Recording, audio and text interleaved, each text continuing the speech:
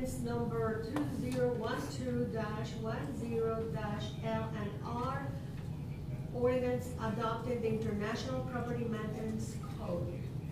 Is there a second? Second. It's been moved and seconded to suspend the rule requiring reading this ordinance in its entirety. If there's any discussion, hearing none, all in favor of the rule suspension, please signify by saying aye. Aye. Opposed, please signify by saying nay. Are there any abstentions? Rule suspension hereby stands. So, here we are. She needs to move to adopt. Okay. I need to move to adopt, okay? So I move to adopt, the ordinance number 2012-10-L&R, ordinance adopting International Property Maintenance Code. Is there a second? Second. It's been moved and seconded to adopt ordinance 2012 L&R, adopting the International Property Maintenance Code. Now, here's where, now the Move to postpone. Okay. I move to postpone indefinitely ordinance number 2012-10-L&R. is there a second? Second. Any discussion on the motion to postpone indefinitely? The purpose of the motion is that this particular piece of legislation may undergo some significant changes from its stock form to a form more closely aligned with some of our local practices. If there's no further discussion, Mr. Walter.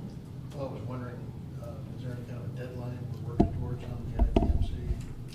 I'm hoping that at the next fall committee, we can review this and have it back in council in June. As soon as possible. The sooner we can have this in place, the sooner we can do a lot more code enforcement. Do we have revisions? Yes. Yeah, okay. Yes, so we just haven't had time to review it. The revisions haven't been done in time for a scheduled meeting, and we do have a long committee meeting scheduled. All right, on the question to postpone indefinitely, all in favor? Aye. Opposed? Abstentions? 2012-10 is postponed indefinitely. Mr. Walterman? Yes, I think it's your turn. This is an ordinance number 2012-16-TNS that has had one reading by title only. I'd like to make a motion that we suspend the rule requiring reading the ordinance number 2012-16-TNS in its entirety. Is there a second? Second. Been moved and seconded to suspend the rule requiring reading this ordinance in its entirety. Is there any discussion on the rule suspension? Hearing none, all in favor of the rule suspension, please signify by saying aye. Aye. Opposed, please signify by saying nay. Are there any abstentions? Rule suspension pass. Mr. Mayor, I'd like to make a motion that we apply the emergency clause. Is there a second on the emergency clause? Second. It's been moved and seconded to include the emergency clause and include or retain. Is it in here or not? It's in here. To retain the emergency clause, okay. Any discussion on the emergency clause? Hearing none, all in favor of retaining the emergency clause in this ordinance, please signify by saying aye. Aye. Opposed, please signify by saying nay. Are there any abstentions? Sounds like you've got it. The emergency clause is hereby retained in this ordinance.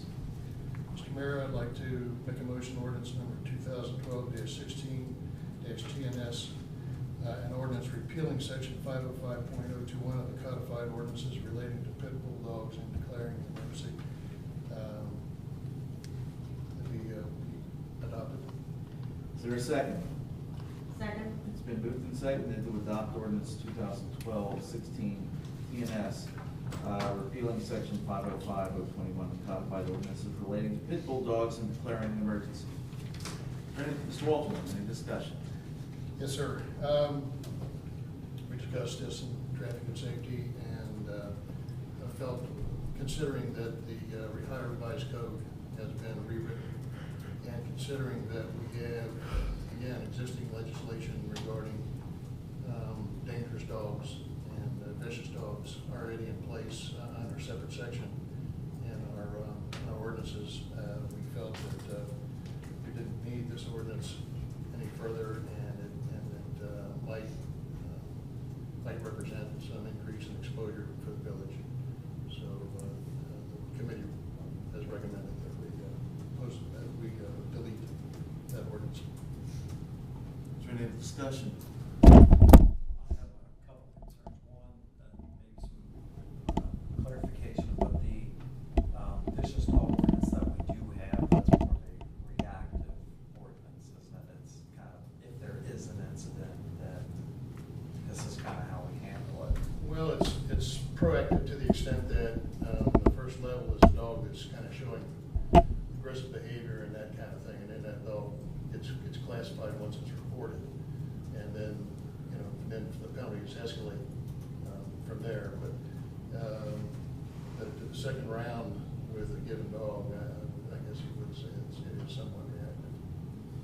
And that's the concern I have when we passed the ordinance previously that banned the pit bulls, the talks that we had, the folks that were in here that talked about the differences in pit bulls. None of that discussion's changed for me, and I was completely in favor of it then. People that I've talked to, I'm sure there's others that don't agree, but the people that I talk to do not want to see it go away. The incident that we had here in the village with the little dog and the pit bull, I just shudder to think that if that's a child or something like that. And I understand the argument. I'm not a dog expert by any means, but I understand the argument that it's how you train them, and it's, it can happen with any dog. But what we had heard when this was first introduced was the big difference was how a pit bull just does not let go, kind of a fight to the death thing. And I'll probably get some flack for this, but I happened to be thinking about this when I was considering it, and I heard this on the radio. I think I told Councilman Walterman, but it was this thing about Siegfried and Roy, and he trained that tiger and was with him for 25 years, and he could do anything with it, and then it just kind of snapped. That's just the feedback that I've gotten with pit bulls. So to me, they're different. I think with a lot of ordinances, there's going to be people that maybe incur undue harm in that they couldn't keep a dog that they wanted to. But I think for the safety and well-being of people in the village, I would like to see us keep it and stand up to it.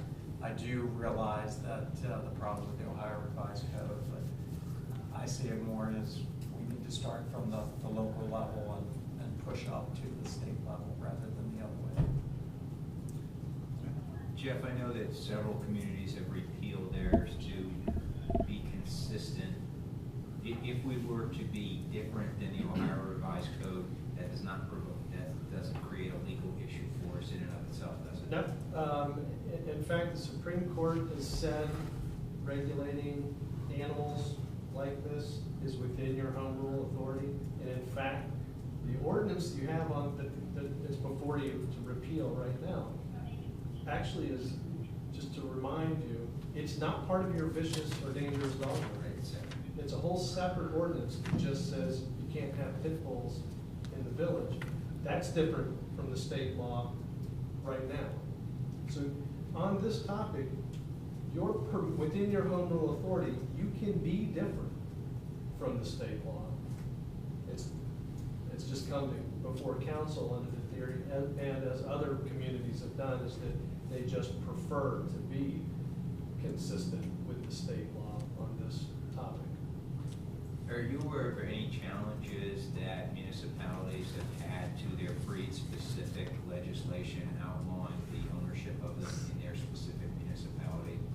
The City of Toledo case is the one that led us to, back when you adopted 505.021, it was the City of Toledo case that was breed-specific to pit bulls that went to the Supreme Court. The Supreme Court said, you're permitted to do it. It's within your home rule authority. So it was challenged and it was upheld at the Supreme Court level. Are you aware of any other case law subsequent to that? I guess you should phrase it. I'm not aware of any, but I haven't taken any time to review that. And do you feel that now that the Ohio Revised Code has changed, that outcome by the Supreme Court will be any different, or is that hard to? Well, the only reason I bring that up is they made it under, the context around it was different. And I'm just trying to get a feel for, once that has changed. Yes, and that is a great point to consider. What I would say is the analysis should be the same. That regulating animals and even breed-specific regulations are within your police power, which make them within your home rule authority to be different than the state law. The analysis in that Toledo case should be the same as any future analysis, but I can't tell you that that's always what happens. But other point I think I need to make is if you're doing this because you want your local code to be in concert with the state law, and that's a fine reason to do it. The other thing you need to realize is the law that changed at the state level that removed pit bulls also drastically overhauled the whole dangerous dog, vicious dog statute.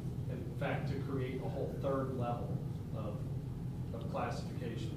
You don't have that in your code either. So if your goal is to have your vicious dog, dangerous dog, pit bull, all that in concert with the state law, this would be step one, but I think you would need to do some additional work to make your dangerous dog, vicious dog ordinance also be in concert with the new state law. I'm not saying you have to, but if your goal is to be in concert with the state law, you've got another step to take. The challenge is if a child gets hurt as a result of a pit bull, and we knew that's one scenario, but on the other hand, there's some great pit bulls out there, and so it makes for a challenging decision. Is there any other discussion? Well, like I said, when this came up before, I was the one who voted no against it, because I visit 250 homes a year and I see a lot of pit bulls. I think it really comes down to how they're taken care of, just like kids. Kids aren't feeling the love and feeling the attention and treated well, and they're deactive in school, they become problems. So I don't know. I just stand by what I did last time. Can I ask the chief's opinion, but his view of this, or is that not? You're on the front line. Your experience. Yeah, you're on the front line with this. It's been our experience that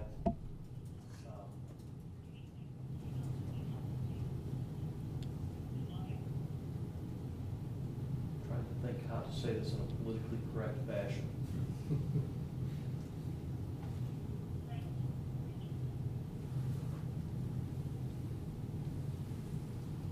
I don't. For the most part, go ahead, I'm sorry. No, I just, and I understand the sensitivity of the topic, but I still don't want to shy away from what you feel is the honest truth about the subject and your experience, and I think it will help us. For the most part, when we have encountered this type of animal, it has been in a setting where there has been illegal activity. and for what purpose that animal has been there. You can tag it whatever you want it. Has it been there for intimidation? Has it been there for, to protect whatever illegal activity was going on? I would have to believe yes.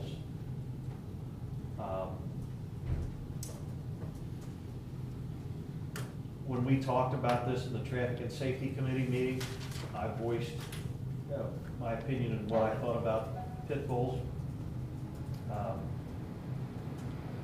I would have to say that there is a very, very, very small percentage of people that take care of these dogs and love them and feed them and take good care of them.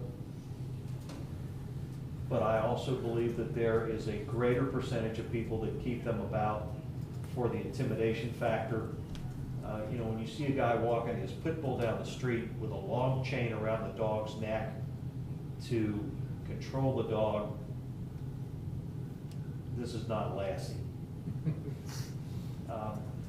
So it's my opinion that the dogs are kept around for an intimidation factor and for also to keep other competing criminal elements away from whatever their criminal enterprise is. That's been my experience. Any other discussion? Can I comment again? Certainly. I really agree with the chief, but I don't think that, excuse me, I don't think taking a guy's pit bull away from him is gonna get him out of dealing drugs. And I really kind of feel the same way about pit bulls as a breed as I did when we voted this in. I just don't think that the taxpayers of Greenhills, Ohio, will be the ones that are gonna make this happen, and this breed-specific stuff come back into play. I think what it does is paints a target on us. If all these other communities have decided to put their legislation in line, and if we do repeal this tonight, I think Jeff's suggestion of putting a little more teeth into our vicious and dangerous dog legislation is in order. But I still feel like there's a large element of risk having this legislation in addition to getting rid of it. I understand your point, but the way I understood it from the law director is that we do have one, we can do it, and that has stood up in court. Yes, but That does- that's true. You know, all these points are valid, and the purpose of this discussion is to hear one another's points of view and to make your own decision. Ultimately, it's up to the six of you all, right? But whether or not, Maybe you. and perhaps me, whether or not we repeal this legislation. So, if there's no further discussion, would the clerk call the roll on the question, ordinance 2012-05, or 0, gee whiz, 16, my goodness. Repealing section 505-021 of the codified ordinances relating to pit bull dogs and declaring an emergency. Just for purposes of clarification, an aye vote means you vote To repeal, that's correct. Would you call the roll, please? Walther, Aye. Walterman, Aye. Adams, Nay. Dries, Nay. Halter, Nay. Hermes, Aye. You guys threw this one on me. You're voting. I am.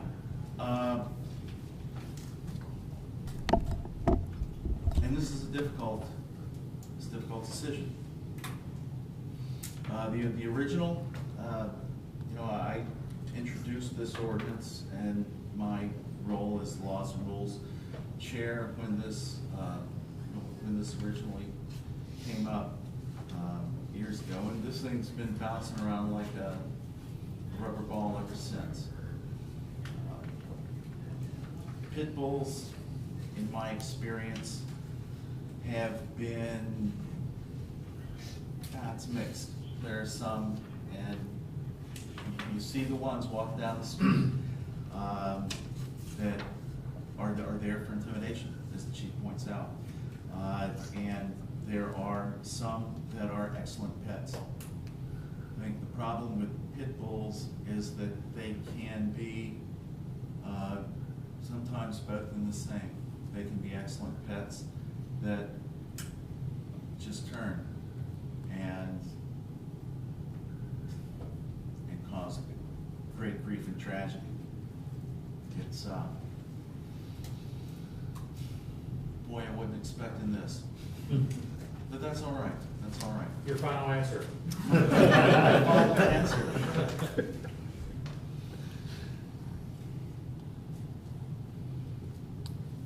You know, I have personal concerns about telling folks what they can and can't do. You know, one of our tenets of law in this country is you're innocent until proven guilty. And in the case of pit bulls, we've decided that they are guilty and we don't give them a chance to be proven innocent. The ordinance that we do have allows that if an animal attacks an individual, kills another animal, that it is therefore deemed a vicious dog and must be removed from the village, as I recall the ordinance. And that seems, you know, very reasonable. You know, the question is, do we give the pit bull a chance to be a vicious dog, or do we give him a chance to, you know, to be a good citizen? I've met both. I haven't gotten within biting distance of one of the bad citizens yet. So, that said, you know, I feel like I have to vote in the affirmative for the repeal. And, you know, God help me if somebody gets injured. I'm going to feel terrible about this, but I think there are good animals that deserve the chance to be in this village. And the bad animals, we have ways to remove them. And just hope to God it isn't for the reason that someone's been badly injured or killed. So, in essence, I vote in favor of the repeal. Therefore, the ordinance is hereby adopted.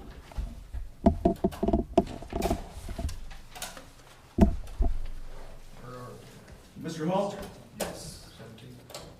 I move to suspend the rule requiring the reading of the ordinance number 2012-17-CD in its entirety, and to read the ordinance.